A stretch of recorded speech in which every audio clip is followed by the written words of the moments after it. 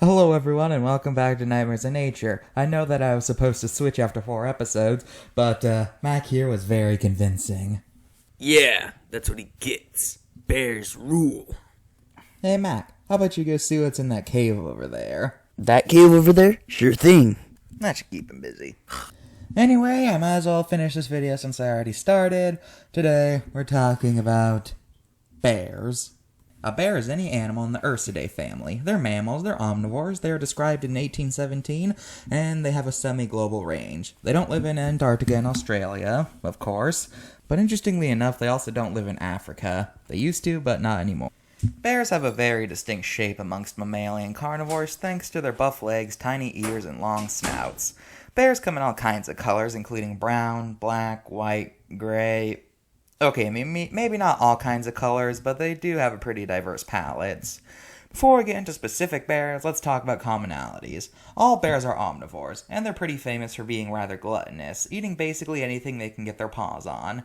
Now, how omnivorous these bears are depends on the species. Grizzly bears are basically true omnivores, spectacled bears are a mostly herbivorous diet, and polar bears are primarily carnivorous.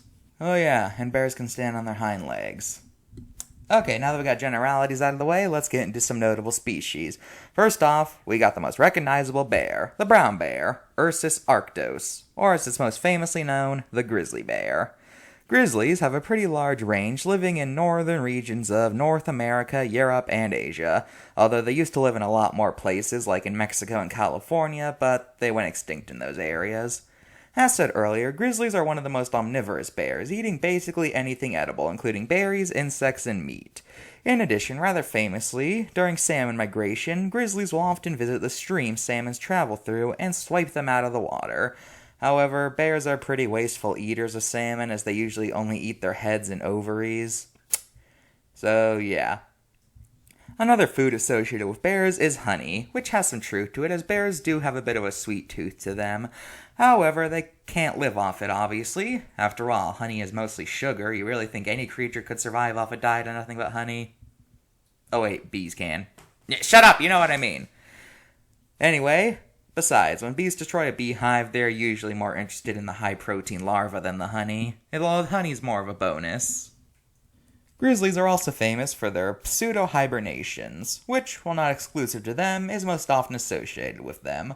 The reason I call it a pseudo-hibernation is because it's not really true hibernation. You see, when an animal hibernates, it is literally impossible to wake them up until spring.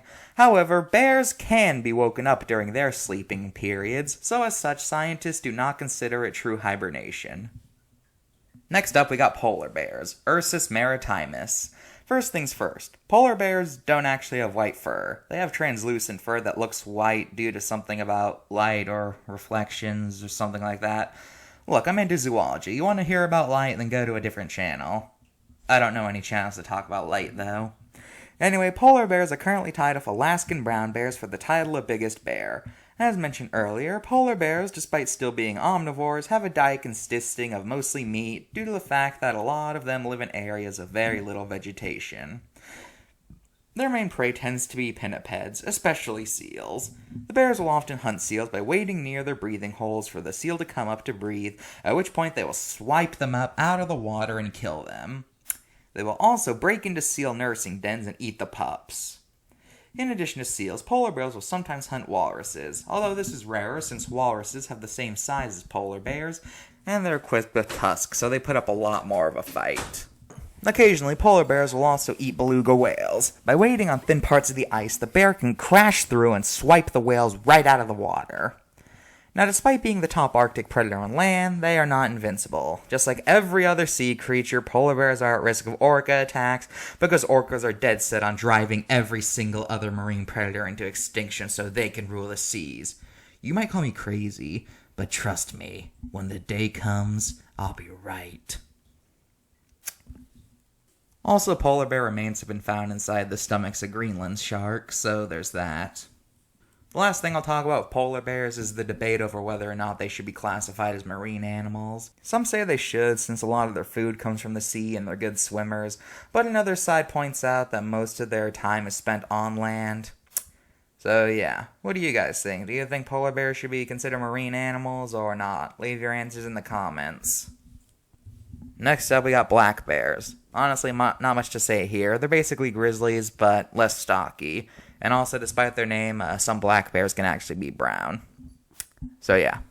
Next, we got the spectacled bear. These bears live in South America, and as I said earlier, they have a diet mostly consisting of vegetation. Also, they are the only bears found in Peru, meaning that it's canon that they are the bear that Paddington is. So yeah, prove me wrong. Next up, the sloth bear. These bears have very shaggy hairs, they have sloth-like claws, and they are very well adapted to eating bugs. So yeah. Sun bears. They're small and they climb trees. Yeah. Now there is one bear that you might have noticed is missing. But trust me, that guy has enough to say about him to get his own video. So we'll talk about our favorite bamboo eater another time. Let's look at the cards. Okay, if the pose the grizzly bear is in, it looks less threatening and more like it's about to start a rap album. Like, it looks like it's about to lay down a diss track against polar bears or something like that. You know, I mean, that's just how I see it. Okay. But besides that, I can't really find any errors here. So, good for you, rap bear. Polar bears are also good. No errors here either. For some reason, they gave Alaskan brown bears their own card. I don't get why either. There's pretty much no other subspecies in any of the series, so I don't get why they decided to have this one have its own species. But besides the mere bafflement of its inclusion, I can't really fault it. So, next. And now we got the Malayan sun bear. This is the weirdest thing they could have possibly picked. Why not pick sloth bears? Those guys are known for their aggression. But whatever, there's no real errors here besides the fact that this thing is even included. Now let's talk about humans and bears' relationships. Now humans and bears go way back. It's very likely that in our earliest days, humans would have killed bears for their strong pelts and potentially to take their caves.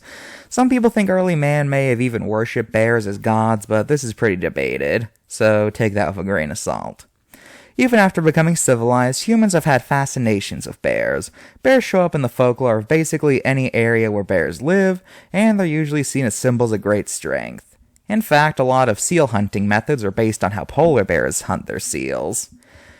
Now, in media, bears are also very popular animals to turn into characters thanks to their rather huggable appearance. In fact, a lot of famous anthro characters are bears. In addition to this, bears are common in zoos, and they're the direct inspiration for the most famous plush toy, which is based on an incident where US President Theodore Roosevelt decided to spare a bear's life, so as such, the teddy bear was born. Man, this is the second time he's come up in this series. I feel like he's the only US president who has impacted nature in some way that's worth mentioning. Does anyone else notice that? Oh, whatever. But it's not all sunshine and rainbows. After all, the term bad news bear exists for a reason. Bear attacks can be pretty gruesome and fatal. If you're ever in the woods and you encounter a bear, just remember that what you do depends on if it's a black or grizzly bear. If it's a grizzly bear, then play dead until the bear loses interest. If it's a black bear, either try to defend yourself or run away as fast as possible. And in order to prevent encounters, make sure you keep your trash and food in secure locations, and when on trails, being noisy will usually keep bears from coming. And remember, if it's a mother bear, do not go anywhere near her cubs.